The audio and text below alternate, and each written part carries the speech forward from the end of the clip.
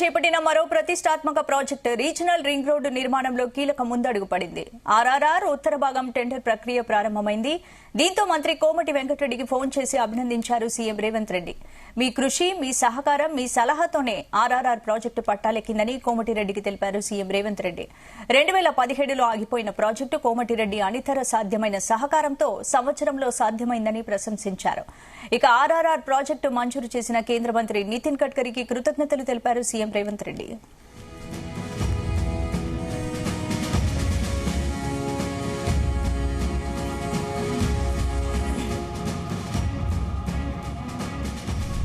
తెలంగాణ ప్రభుత్వం చేపట్టిన మరో ప్రతిష్టాత్మక ప్రాజెక్టు రీజనల్ రింగ్ రోడ్డు నిర్మాణంలో కీలక ముందడుగు పడింది.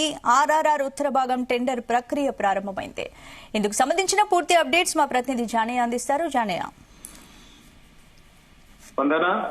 రాష్ట్రంలో కాంగ్రెస్ ప్రభుత్వం ఏర్పాటై సంవత్సరం కాలం పూర్తవుతున్న సందర్భంగా మరో ప్రతిష్టాత్మక ప్రాజెక్ట్ ను వాళ్ళు సాధించినట్టుగా చెప్పుకోవచ్చు. దీనికి సంబంధించి ఏదైతే హైదరాబాద్ కు సంబంధించి ట్రిబుల్-ఆర్ రీజనల్ రింగ్ రోడ్ కు సంబంధించినటువంటి నిర్మాణానికి కేంద్ర ప్రభుత్వం నుంచి అనుమతులు పొందడంతో పాటు 2 రోజులకు శనివారం ఈ రోడ్డు నిర్మాణానికి సంబంధించినటువంటి ఒకవైపు ఉత్తర భాగానికి సంబంధించినటువంటి 161 కిలోమీటర్ల దూరానికి సంబంధించినటువంటి రోడ్డు నిర్మాణానికి టెండర్ల ప్రక్రియను కేంద్ర నేషనల్ హైవే అథారిటీ వాళ్ళు టెండర్ల ప్రక్రియకు నోటిఫికేషన్ కూడా జారీ చేయడం జరిగింది. అయితే ఈ ట్రిబుల్-ఆర్ సాధించే విషయంలో మంత్రి, రోడ్లు భవనాల శాఖ మంత్రిగా ఉన్నటువంటి కోమటిరెడ్డి వెంకటరెడ్డి కృషి ఫలితమే అని చెప్పి కోమటిరెడ్డి వెంకటరెడ్డికి సీఎం రేవంత్ రెడ్డి ఈ రోజు ఫోన్ చేసి కూడా ఆయనకు కృతజ్ఞతలు తెలిపినట్టుగా కూడా తెలుస్తోంది. ఈ ట్రిబుల్-ఆర్ రోడ్డు నిర్మాణానికి సంబంధించి కోమటిరెడ్డి వెంకటరెడ్డి కృషి ఫలితమే ట్రిబుల్-ఆర్ టెండర్ల ప్రక్రియ అంతవరకు వచ్చిందనేది కూడా సీఎం రేవంత్ రెడ్డి మంత్రితో అన్నట్లుగా కూడా తెలుస్తోంది. ఈ ట్రిబుల్-ఆర్ నిర్మాణానికి సంబంధించినటువంటి ప్రక్రియకు సంబంధించి కేంద్ర జాతీయ రహదారుల శాఖ మంత్రిగా ఉన్నటువంటి నితిన్ గడ్కరీ గారికి ఆయనకు సంబంధించినటువంటి అన్ని విషయాలలో ఆయనను ఒప్పించి ఆయనతో ఈ నిర్మాణానికి సంబంధించినటువంటి నిధుల విషయంలో కావచ్చు, టెండర్ల ప్రక్రియ వరకు తీసుకొచ్చిన కృషి అంతా కూడా కోమటిరెడ్డి వెంకటరెడ్డిదే అంటూ సీఎం రేవంత్ రెడ్డి కోమటిరెడ్డిని అభినందించినట్టుగా కూడా తెలుస్తోంది. అయితే ఈ 2 విభాగాలుగా విభజించినటువంటి ఈ రీజనల్ రింగ్ రోడ్డు నిర్మాణానికి సంబంధించి ఉత్తర భాగం సంగారెడ్డి జిల్లా నుంచి యాదాద్రి భువనగిరి జిల్లా చౌటుప్పల్ వరకు ఉన్నటువంటి 161 కిలోమీటర్లకు సంబంధించినటువంటి టెండర్ల ప్రక్రియకు శనివారం నాడు నోటిఫికేషన్ విడుదలైంది. మొత్తం 5 ప్యాకేజీలుగా ఈ రోడ్డు నిర్మాణానికి సంబంధించి కూడా 5 ప్యాకేజీలుగా నిర్ణయించడం జరిగింది. ఇందులో 1వ ప్యాకేజీకి సంబంధించి గీర్మాపూర్ నుంచి రెడ్డిపల్లి గ్రామం వరకు దాదాపుగా 34 కిలోమీటర్ల వరకు మొదటి ప్యాకేజీ, అలాగే 2వ ప్యాకేజీకి సంబంధించి రెడ్డిపల్లి నుంచి ఇస్లాంపూర్ వరకు 26 కిలోమీటర్లు, 3వ ప్యాకేజీలో ఇస్లాంపూర్ నుంచి ప్రజ్ఞాపూర్ వరకు 23 కిలోమీటర్లు, 4వ ప్యాకేజీలో ప్రజ్ఞాపూర్ నుంచి రాయగిరి వరకు 43 కిలోమీటర్లు, అలాగే 5వ ప్యాకేజీకి సంబంధించి రాయగిరి నుంచి చౌటుప్పల్ నేషనల్ హైవే ఏదైతే హైదరాబాద్ విజయవాడ హైవే ఏదైతే ఉందో అక్కడి వరకు ఉన్నటువంటి రాయగిరి నుంచి తంగడపల్లి వరకు దాదాపుగా 35 కిలోమీటర్ల 4 లైన్ల గ్రీన్ ఫీల్డ్ రహదారి నిర్మాణం కోసం ఈ టెండర్లను 5 ప్యాకేజీలకు కూడా విభజించి ఈ ప్యాకేజీల నిర్మాణానికి సంబంధించి టెండర్లు కూడా పిలవడం జరిగింది. అయితే గత ప్రభుత్వం 2017లో ఈ ట్రిబుల్-ఆర్ నిర్మాణానికి సంబంధించి దాని ప్రతిపాదనలు పంపినప్పటికీ కొన్ని అనుమతులు కూడా తీసుకున్నప్పటికీ భూసేకరణకు సంబంధించి కొంత ఇబ్బందులు ఏర్పడిన పరిస్థితి ఉంది. ఈ నేపథ్యంలో కాంగ్రెస్ ప్రభుత్వం ఏర్పడిన తర్వాత అప్పుడు భువనగిరి ఎంపీగా ఉన్న కోమటిరెడ్డి వెంకటరెడ్డి నేషనల్ హైవేల ఏదైతే వెడల్పుకు సంబంధించి కావచ్చు, 6 లైన్ల నిర్మాణానికి సంబంధించి కావచ్చు, ఇటు ఈ రీజనల్ రింగ్ రోడ్డు పనులకు నిర్మాణానికి సంబంధించి కూడా పలుసార్లు నితిన్ గడ్కరీని కలిసి వినతి పత్రాలు ఇవ్వడంతో పాటు ఈ రోడ్లు నిర్మాణానికి సంబంధించి మంజూర్ల విషయంలో కోమటిరెడ్డి వెంకటరెడ్డి ఎక్కువగా ఈ కృషి చేశారనేది కూడా సీఎం రేవంత్ రెడ్డి అన్న విషయంలో వాస్తవం ఉన్నట్టుగానే అనిపిస్తుంది. ఎందుకంటే ఎంపీగా ఉన్నప్పటి నుంచి ఆయన ఈ రోడ్ల నిర్మాణానికి సంబంధించి పలుమార్లు అక్కడ కేంద్ర మంత్రులను కలవడంతో పాటు అన్ని అనుమతులు కూడా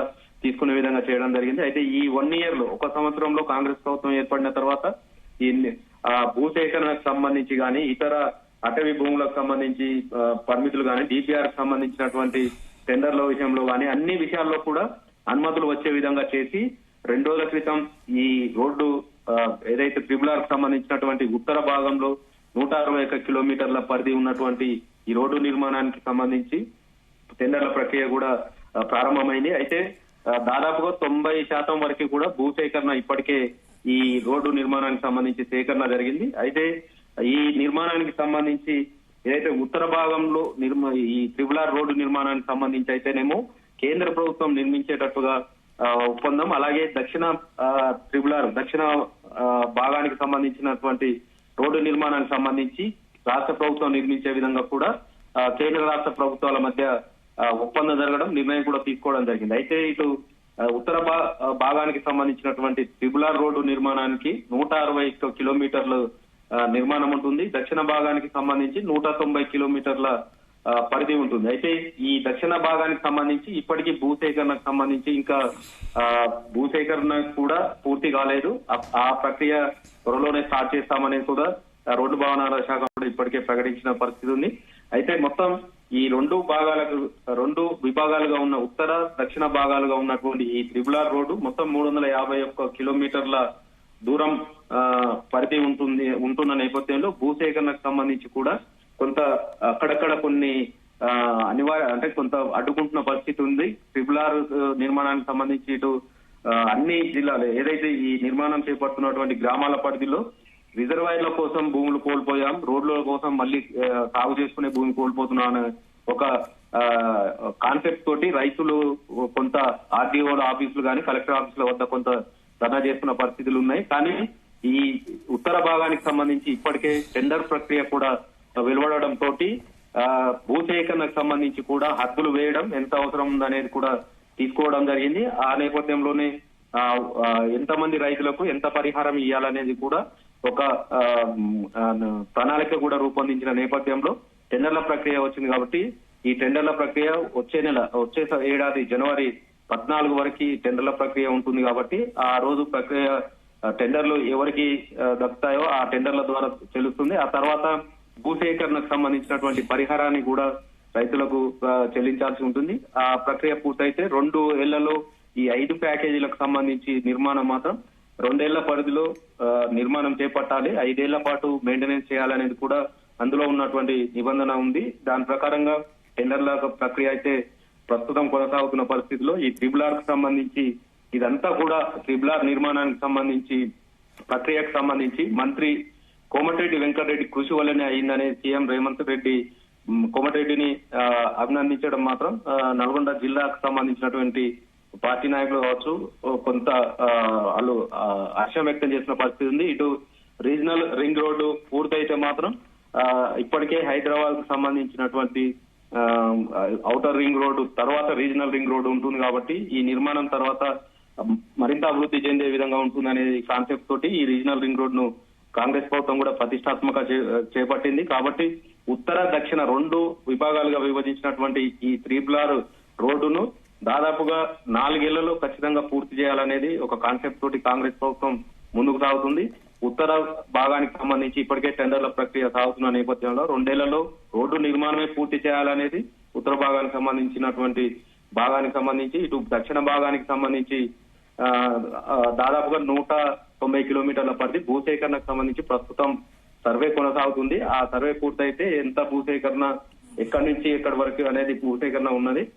దానికి సంబంధించి కూడా పూర్తి చేసి 2 విభాగాలుగా ఉన్న ట్రిబుల్-ఆర్ ని పూర్తి చేసి వచ్చే 4 ఏళ్లలో ఖచ్చితంగా పూర్తి చేయాలనేది కాంగ్రెస్ పార్టీ లక్ష్యం.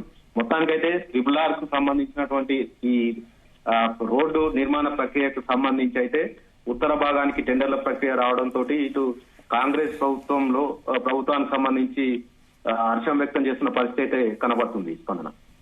Right, thank you Janaiah.